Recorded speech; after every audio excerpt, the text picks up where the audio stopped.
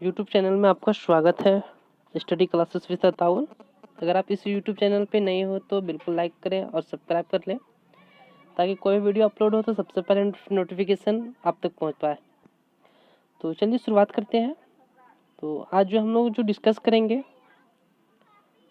वो group D का जो साइंस में जो पूछा जाता है, और ग्रुप डी में जो साइंस का जो क्वेश्चन है वो 25 है, जो आगे बढ़ने में और मेरिट लिस्ट बनाने में काफ़ी महत्वपूर्ण है।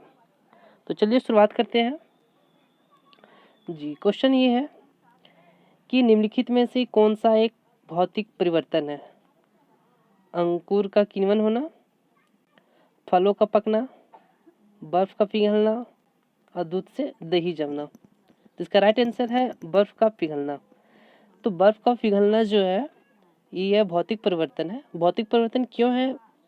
तो यह जो भौतिक परिवर्तन है कि हम पुनः से उसको निर्माण कर सकते हैं, और रासायनिक परिवर्तन वो होता है कि जब एक बार बन जाने के बाद दोबारा उस पदार्थ को, मैटर को हम उपयोग नहीं कर सकते हैं।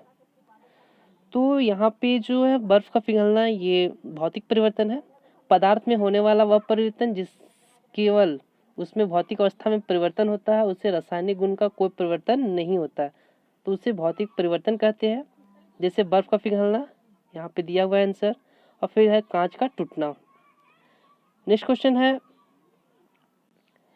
कि एक धातु के उस गुण को क्या कहा जाता है जिसमें उसकी सतह चमकदार होती है? I mean, उस धातु का उस गुण को क्या कहते हैं जिसका जो सतह होती है वो चमकदार होती है? तो इसमें ऑप्शन दिया हुआ है आघात वर्णितता, कठोरता, तन्यता और धात्विक चमक। तो इसका राइट आंसर है धात्विक चमक। तो धात्विक चमक जो होता है तो धात्वीय आघातनीय होती है, जो धातुओं के हथौड़े से पीट पीट कर पतली चादर के रूप में निर्माण किया जाता है, और धातुओं के घनत्व के रूप में उच्च होता है, तथा इनमें एक विशेष प्रकार की एक चमक होती है जिसे धात्विक चमक भी कहा जाता है। धात्विक चमक के कारण धातुओं का एक सतह चमकदार होती है, और धातुओं में तन्यता के गुण काफी होती है, जिसके कारण धातुओं के पतले तार भी लंबे बनाए जाते हैं। और ये भी आप लोगों को पता होगा कि धातु जो होता है वो इलेक्ट्रॉन प्रवाहित करता है, जिसे हम चार्ज कहते हैं, और उसमें हम लोग बिजली होता है वह रूपांतरित होती है। तो नेक्स्ट क्वेश्चन है एक धातु के उस गुण को क्या कहा जाता है जिसमें उसकी सतह चमकदार होती है? तो उसे धात्विक चमक कहते हैं, जो आपको मैंने बता चुका हूँ ऑलरेडी। फिर नेक्स्ट क्वेश्चन है धातु आघात वर्णितता और कोमल होती है, क्यों होती है? तो इसमें ऑप्शन दिया परमाणु घनिष्ठ समूह बनाते हैं, धातु चमक सकती है, धातु के परमाणु की परतें एक दूसरे से फिसल सकती है, और धातु ध्वनि उत्पन्न करते हैं। तो इसका राइट आंसर है धातु के परमाणु के परतें एक दूसरे से फिसल सकती है, ऑप्शन नंबर 3। तो इसमें ये है कि जब धातु को आघातनीयता और कोमल होती है तो क्योंकि धातु के परमाणु जो होती है एक परत के दूसरे पर फिसल सकती है, और धातु जो होती है उष्मा के विद्युत की अच्छी चालक होती है, जबकि अधातु सामान्यतः भंगुर, चमकहीन और विद्युत तथा उष्मा की कुचालक होती है। धातुओं को पीट पीट कर उनके लंबी चादरें बनाई जाती है। नेक्स्ट क्वेश्चन है कि निम्नलिखित में से क्या ठोस, द्रव और गैस तीनों रूप में पाया जाता है?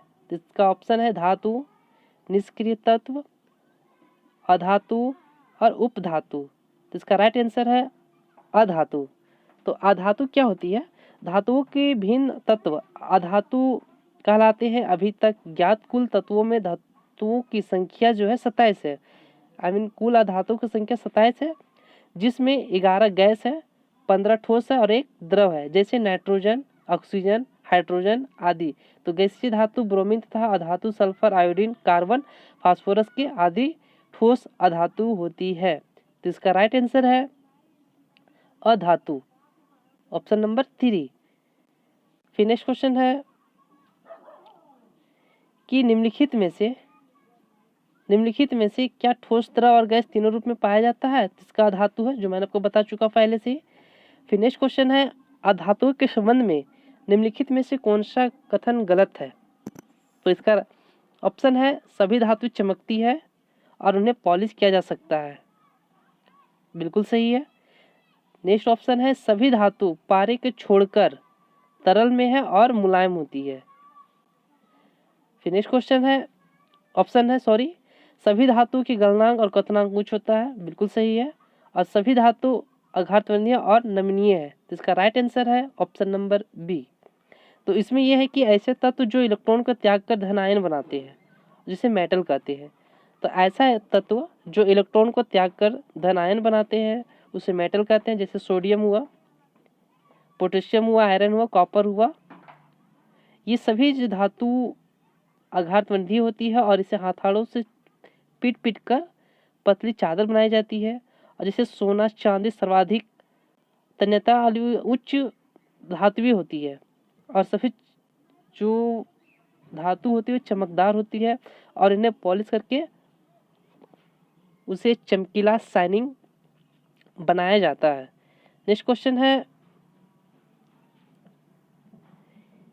प्रकृति में विद्युत धनात्मक होती है, प्रकृति में विद्युत धनात्मक होती है। ऑप्शन है धातुएं, उपधातुएं, अधातु, अर्ध अधातुएं। इसका प्राकृतिक रूप में जो विद्युत धनात्मक होती है वह धातुएं होते हैं, option number A. Next question है, डाल्टन का सिद्धांत आधारित है, तो डाल्टन का जो सिद्धांत जो आधारित है इसमें से कौन सा है?